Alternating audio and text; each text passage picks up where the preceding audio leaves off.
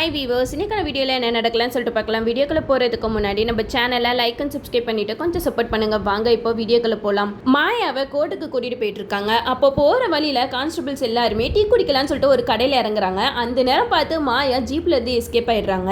நம்ம கான்ஸ்டபிளும் வந்து அந்த ஜீப்பை திறந்து பார்க்குறாங்க. அப்போ மாயா தப்பிச்சு போன விஷயம் அதிகாரிக்கு தெரிஞ்சு அந்த அதிகாரி கார்த்திக்கு கால் பண்ணுறாங்க. இங்கே பாருங்க கார்த்தி, மாயா வந்து எஸ்கேப் ஆயிட்டாங்க. கோர்ட்டுக்கு கூட்டிட்டு போகிற வழியில் எப்படி தப்பிச்சாங்கன்னே எங்களுக்கு தெரியல.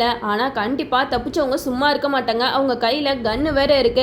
கண்டிப்பா உங்க ஒய்ஃபோட உயிருக்கு ஆபத்து இருக்கு, கொஞ்சம் பார்த்து வச்சுக்கோங்க. நாங்க மாயாவை சீக்கிரமாவே கண்டுபிடிச்சிடறோம் அப்படின்னு சொல்லிட்டு கார்த்திக் கிட்ட சொல்லிடுறாங்க.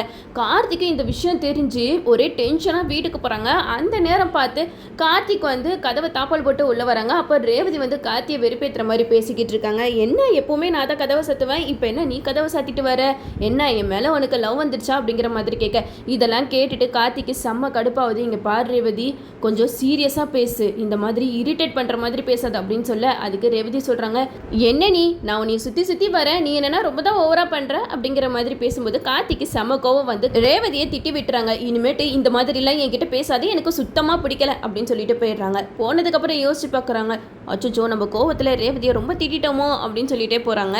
இந்த சைடு எல்லாருமே கோயிலுக்கு கிளம்புறாங்க. அப்போ ரேவதி வந்து ரொம்ப சேடாக கிளம்பிக்கிட்டு இருக்காங்க. கார்த்திகிட்ட எதுவுமே பேசலை. நான் சுற்றி வரனால தானே என்னோட அருமை உனக்கு தெரிய மாட்டேங்குது, இனிமேட்டு பாரு உன்னை நான் கண்டுக்கவே மாட்டேன் அப்படின்னு சொல்லிட்டு எல்லாரும் கோயிலுக்கு கிளம்பும் போது காரில் ஏற போகிறாங்க.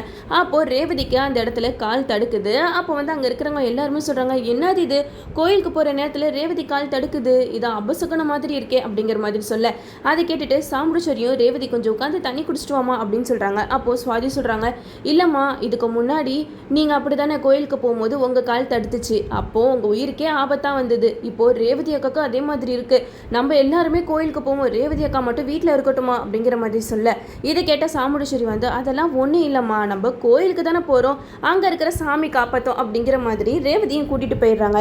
இந்த சைடு மாயா வந்து ரேவதி கோயிலுக்கு வரதை தெரிஞ்சுட்டு ரேவதியை எப்படியாவது ஷூட் பண்ணிடணும், என் மகேஷை கண்ணிலே காட்ட மாட்டேங்கிறீங்கல்ல, ஒன்று என் மகேஷை நான் கண்டுபிடிக்கணும், அப்படி இல்லையா இந்த ரேவதியோட உயிரை நான் எடுக்கணும், ரெண்டுத்தில் ஏதாச்சும் ஒன்று நடக்கணும், இந்த கார்த்தி ரேவதி இல்லாமல் வாழ்க்கை ஃபுல்லாக துடிச்சு சாவணும், கண்டிப்பாக இந்த வாட்டி ரேவதிக்கு நான் வச்ச குறி தப்பவே தப்பாது, இந்த வாட்டி நீ என் கையில் செத்தடி அப்படின்னு சொல்லிட்டு ரேவதியை குறி வச்சு தான் மாயா வந்து துப்பாக்கியை நீட்டிட்டு இருக்காங்க.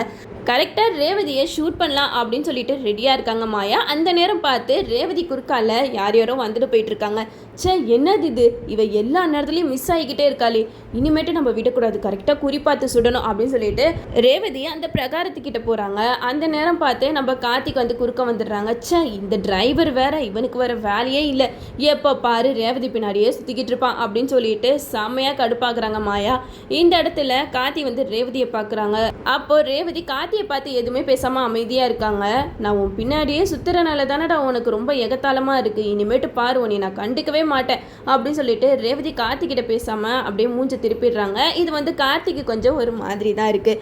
இந்த நேரம் பார்த்து அந்த இடத்துல யாருமே இல்லை, ரேவதி மட்டும்தான் இருக்காங்க. ரேவதி குறுக்காலையும் யாருமே வரல.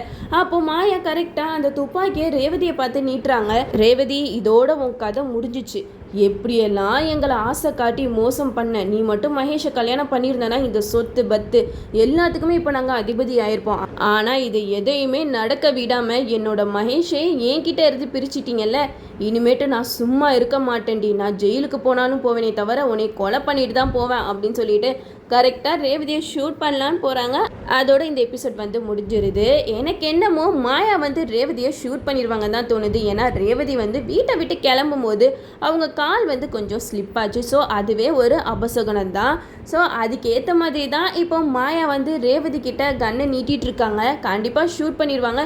ஷூட் பண்ணால் அவங்க உயிருக்கு எதுவும் ஆபத்தெல்லாம் ஆகாது, அவங்க கொஞ்சம் சீரியஸாக ஹாஸ்பிட்டலில் இருப்பாங்க.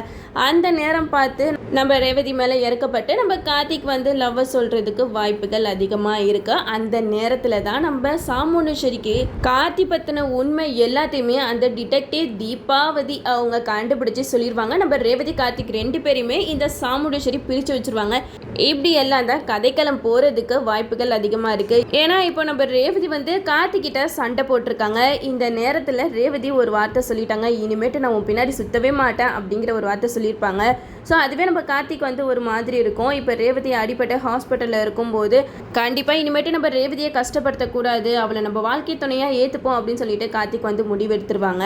இந்த நேரத்தில் தான் பெரிய இடி வந்து விழுகிற மாதிரி ராஜா ரகுபதி ஐயா அவரோட பேரை வேற யாருமே இல்லை, கார்த்திக் தான் அப்படிங்கிற உண்மை நம்ம சாமுண்டேஸ்வரிக்கு தெரிய வரும். ஓகே வீவர்ஸ், இந்த வீடியோ உங்களுக்கு பிடிச்சிருந்தா லைக் பண்ணுங்க, மறக்காம நம்ம சேனலை சப்ஸ்கிரைப் பண்ணிருங்க.